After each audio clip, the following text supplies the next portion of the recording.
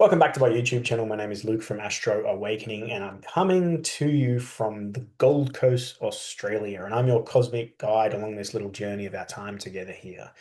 My job is to help break down the occult, the esoteric, and the cosmic energetics in ways in which you can understand and help navigate. And I think now more than ever, it's so important that we have an understanding of the bigger picture because we're being drawn in here to the old Ordo Ab Chaos, or Hegelian dialectic of problem reaction solution. The Ordo Ab Chaos is the occult Freemasonic axiom of order out of chaos, which is how the occult works. It's to create the chaos.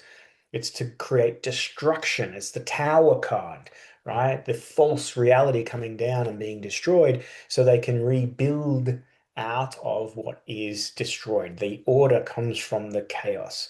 And we've got so much chaos happening in the world at the moment. And not only chaos actually literally playing out with regards to the ICE riots in the US, we've got the humanitarian crisis in the Middle East. You've got mass immigration creating political, racial, and sort of religious tension within a lot of Western culture in Europe and places like that. We've got geopolitical tension around the world with China and Taiwan and Russia and the Ukraine and other areas that are really sort of like a tinderbox ready to explode. And on top of that, there is mass economic instability in the relation of the old sort of monetary system, the fake, phony fiat money, money created out of nothing, and how it's, debt ridden, with trillions and trillions of dollars of debt. And there is no way that trillions of dollars, with the rate in which the deficit works and the spending and also the GDP, once you're at $1 trillion in debt, like it's not being paid back, right? And the sweat equity of future generations has been hijacked, basically. So that's coinciding with this massive shift that's going on with the consciousness of the collective and humanity's awakening, excuse me. So that's all happening, and then we have a Sagittarian full moon as Jupiter, the king of the gods. The way in which we grow and evolve and expand and our ideals in the future moves into Cancer, ex sign of exaltation, which brings the home and our security and emotional security and family security and national identity, as well as our ancestral connection and our racial identities into the forefront. But this this Jupiter ingress into Cancer is coinciding with this Saturn ingress into Aries, creating their first quarter square, which takes us back to their conjunction of 2020, the grand conjunction of Jupiter and Saturn that happened 21st of December of 2020 at 0 degrees Aquarius. Oh my God, it's starting to. And then throw on top of that, we have a Saturn-Neptune conjunction. Their 36-year cycle is repeating now. And for the last 150 years, Saturn-Neptune conjunctions have been the dissolution of the old systems of control, governments, regimes collapsing, civil unrest, and the uprising of people. So, to push against state authoritarianism and control. And that's all happening while Pluto, the planet of revolution and transformation and crisis, has moved into Aquarius. Now, the big picture here is that we are awakening. We're awakening our level of consciousness, our understanding, our awareness of the world and our part to play in it on a mass level like it hasn't happened before. And you just look at the social media and our ability to communicate and connect and, information, the way it's shared and shared instantaneously. And I can talk to someone face to face on the other side of the world, having never met them before in my life, and the good things that can come from this, as well as the challenges as we move and evolve as a society. So this is all happening, and we then have the external representation of this internalized sort of transformation, this transmutation, this awakening, and how that then is reflected in the way in which society and culture is governed, grows, and expand. So there's a lot to consider. And then we have the Sagittarius full moon, which is this amplification, if you like. When there's a full moon in Sagittarius, we look to Jupiter energy because Jupiter is the ruling planet of Sag. Full moons are a culminating point where the biological functions, the emotional energy is brought up into a peak. The moon is at its fullness, its brightest. You have the lunatic moment. And then we have Jupiter moving into Cancer, the sign ruled by the moon. So you have this mutual reception between Jupiter and the moon energy at the moment. And, that's that dark, feminine, sort of creative, chaotic goddess as well coming into the picture now. And it's coming into the picture for protection of what is sacred and safe and secure in Cancer, which is our home and our family and the things that we hold close, near, and dear. So that's all being challenged by the state. And we have the state in, Saturn in Aries and their authoritarian overreach and the way in which they're going to assert dominance, power, and control. And it's like the people don't want this anymore, so there's tension pushing back. Now, we go back to the Jupiter-Saturn conjunction that happened at 0 degrees of Aquarius on the 21st of December of 2020 on Saturnalia, right? So, and in Saturn's home sign of Aquarius.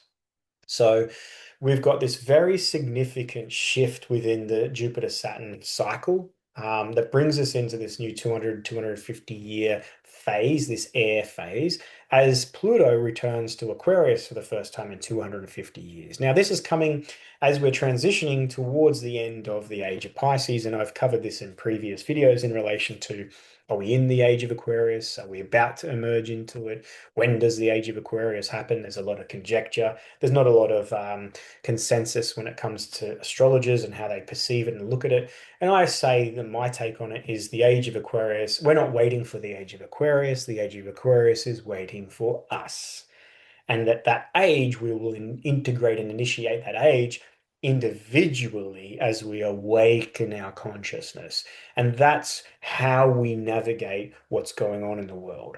The chaos, the destruction of the world. If I'm doing this, by the way, it's not because I have a coke habit. That was in my 20s. No, it's because my mustache hairs have gone rogue. And they sort of don't want to play ball and they ping, ping, ping, and they don't sort of line up with the others.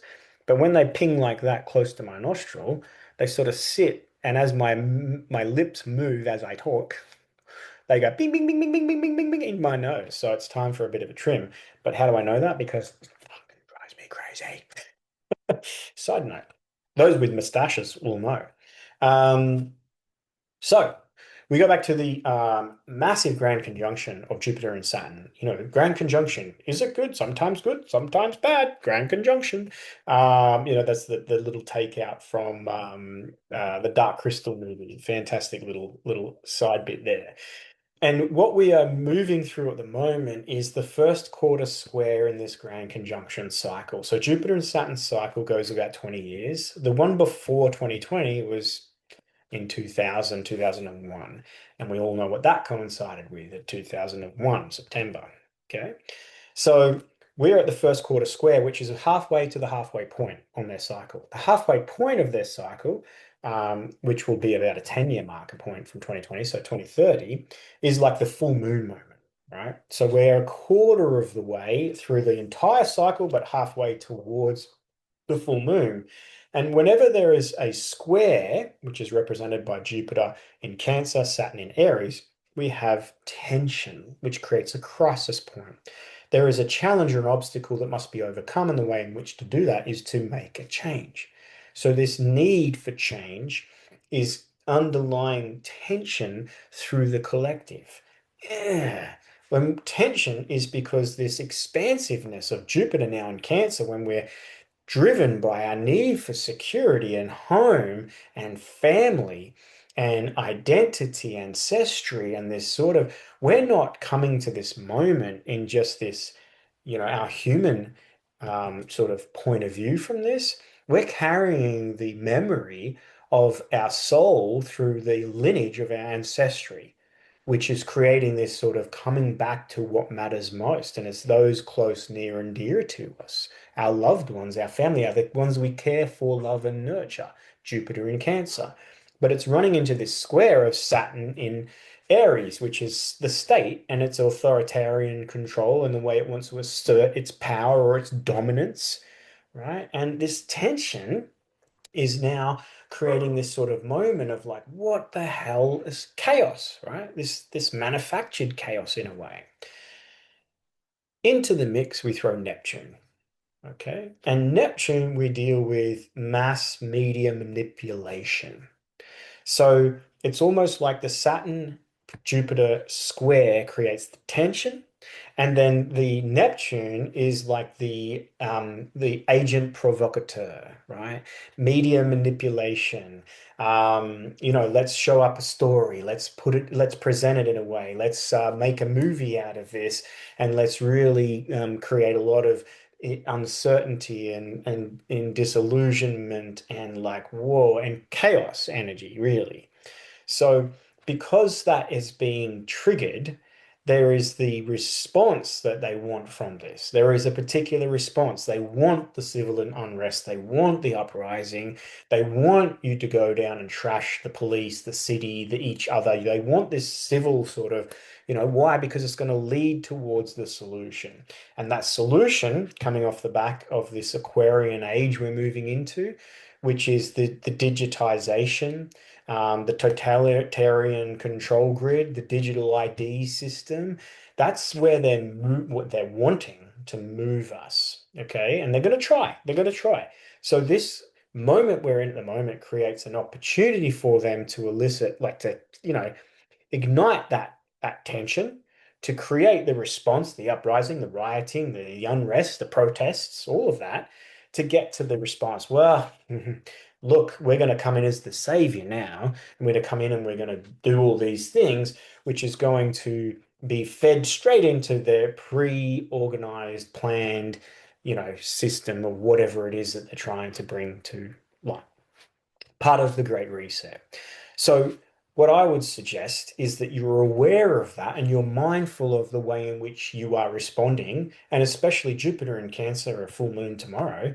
Like, are we emotionally more responsive? Hell yeah, we're way more triggered emotionally, right? We want to be like reactive from our emotions, and what we need to be doing is measured from this. Now, the sun being in Gemini is about, okay, how am I looking at this? If I'm looking at this and it's triggering me, and I'm looking at and it's really making me feel and I'm frustrated. Okay, maybe I shouldn't look at it that way. Maybe I should try and find another way to look at it. And can I shift my perception here? Can I look at this in a different way that doesn't trigger that? And can I have a measured response? Now, personally, on a very personal level, if you're not impacted in a personal way of what's going on in any of these scenarios, then it's a time to focus on those close to you, your home, your family, those you care for, love and nurture, and bringing the energy into that. And from the Jupiter Sagittarius, how can we be benevolent, kind, giving, generous, gracious? What energy can we put into the field at the moment that is as a more it's a choice, right? Gemini, we have a choice. We can respond that way or we can respond this way. They are banking on that we respond the same way in certain situations.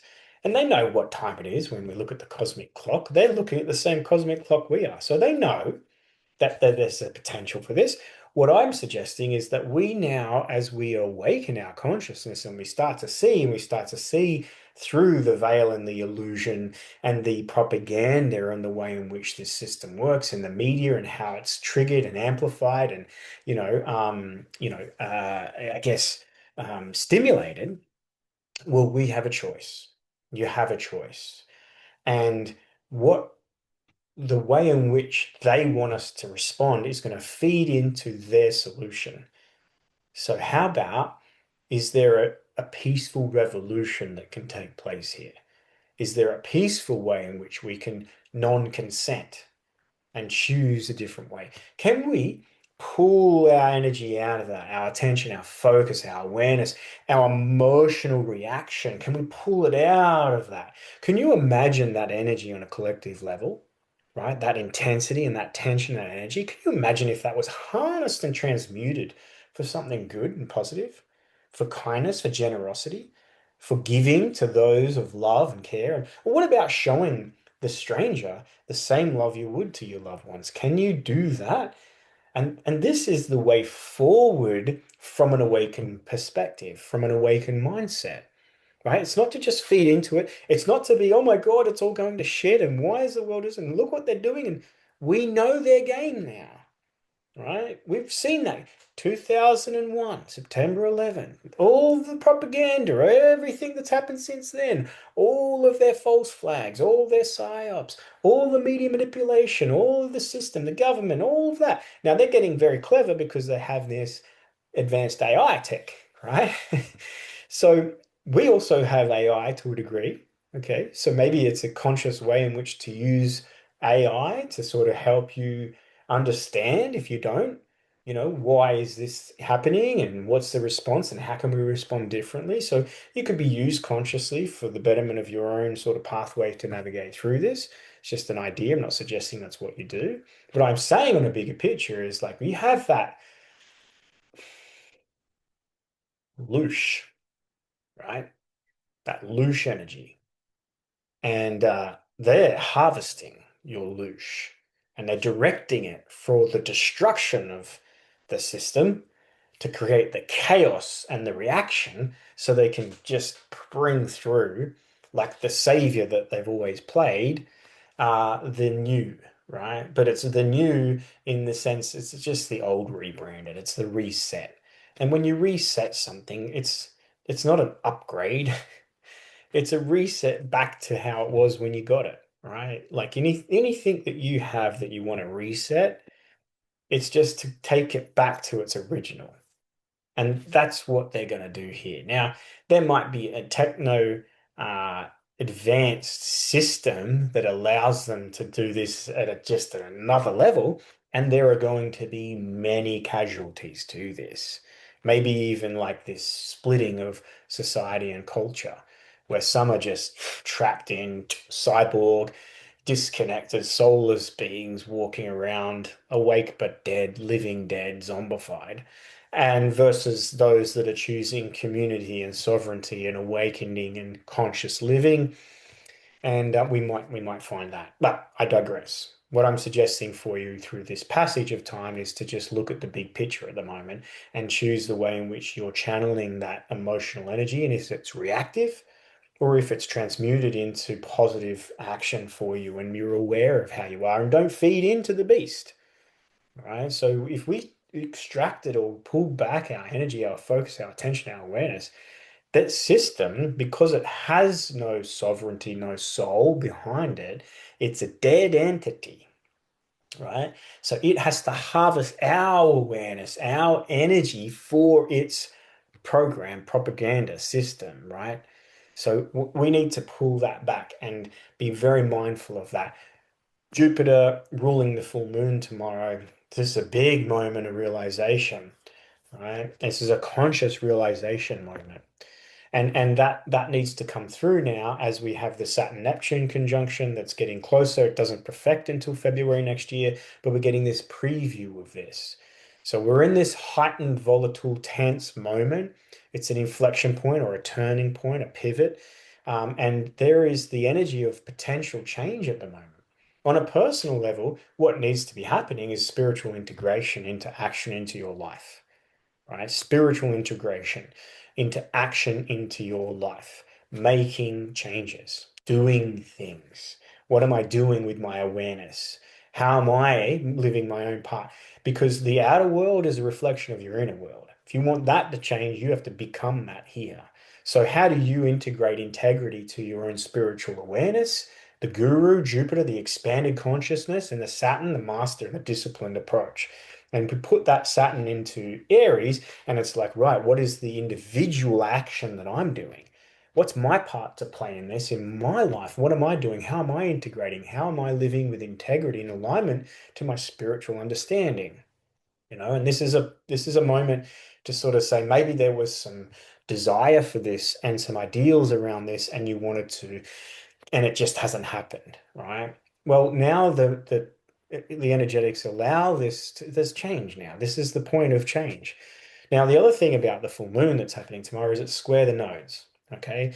And the south node in Virgo and the north node in Pisces. So this is the practical Virgo actual integration of the Pisces and the spiritual, right? So the turning point, this full moon is sort of crossing the bending point, which is we're halfway between eclipse seasons at the moment.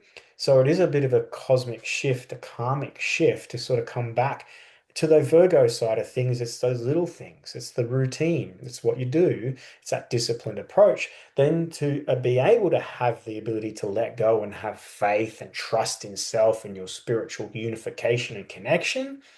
Well, there's got to be a balance of these things. So the Gemini Sagittarius, which is the Sagittarius, is the big ideals and the future, and our philosophy of life, and the Gemini is our mindset and how we're thinking.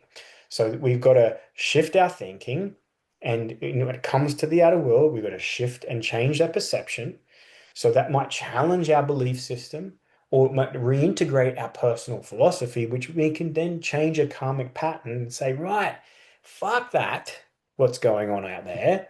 Fuck that, it's going on out there. And they're feeding into that energy to try and get us collectively to respond so they can put forth their propaganda, their way, right? So the awakened consciousness says, no, I'm sovereign. I'm not partaking in that. There is a different path I walk. Now, if I'm going to walk that path, what do I need to do in my life? What do I need to act on and do and initiate so I can be in alignment with integrity? And it's not easy because we think about it too much. Well, Saturn is in Aries, so stop thinking about it and do it. And I'll end on this personal sort of little tidbit on how to apply this sort of shift in thinking versus action, right?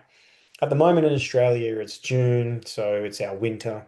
Um, on the solstice, we'll be at the darkest day of the year in the sense of, the shortest day of the year. So it's getting cold. I don't live in a cold climate. I'm fortunate I live in Queensland. But however, it's 7 or 8 degrees at night, and with a top of about 17 to 20 degrees during the day.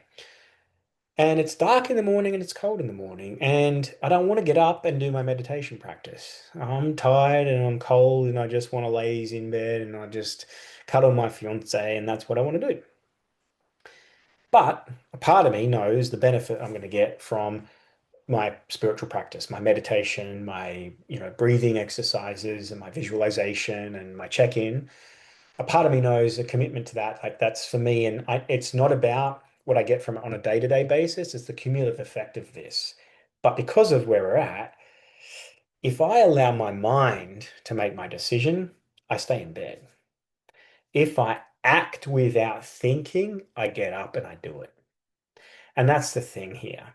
It's to act without the need for the mind to think, should I or shouldn't I? Should I do? How should I do it? The second I start thinking about how cold it is, how dark it is, the fact that I don't want to think, I know that I'd rather stay in bed, in my mind says no. And I have 1,000 excuses to justify that conclusion. Whereas if I just act, set an alarm and get up and act without the thought process, that's how I can do it.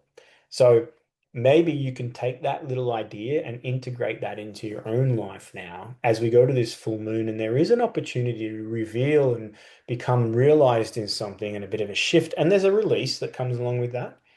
So that you can move on to your personal spiritual integrated pathway. And you know, that on an individual level, amplified collectively, is how we evolve, how we create revolution and change, rather than just going through the same old, the way in which they've constructed this system of control for us to live within. And they're at it again. And because of the cosmic energetics, right? Because of where we're at, that underlying tension, that need for change, and that volatility, and that emotional response, and everything that's going on in context to where we're at in the timeline, man, it works. Look at the ice, okay? Look at the humanitarian issues in Gaza and things like that. Like what's it doing? Oh my God, helplessness, despair, and fuck the system. Well, we don't fight the system by fucking the system. We walk out of it. We we take our sovereignty back and we allow it to collapse. We allow it to dissolve, disintegrate, that's what we do, in my opinion. My name is Luke Buck from Astro Awakening. You guys are awesome. It's good to be back. See you real soon.